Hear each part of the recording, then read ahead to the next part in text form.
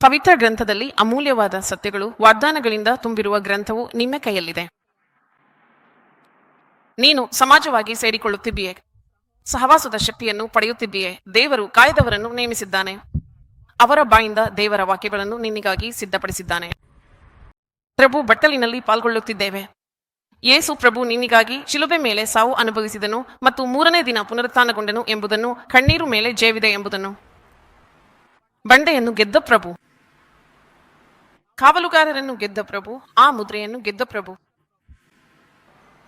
ಸಮಾಧಿಯನ್ನು ಸೋಲಿಸಿದ ಪ್ರಭು, ಸಾಧನವನ್ನು ಸೋಲಿಸಿದ ಪ್ರಭು,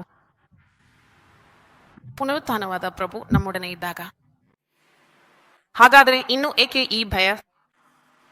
ಆದುದರಿಂದ ಈ ಭಯದ ಬಗ್ಗೆ ನಾವು ಪವಿತ್ರ ಗ್ರಂಥದಿಂದ ಸತ್ಯಗಳನ್ನು ಕಲಿಯಬೇಕು. ಭಯವಿಲ್ಲದೆ ಬದುಕಬೇಕು. ದೇವರಿಗೆ ಸ್ತೋತ್ರ.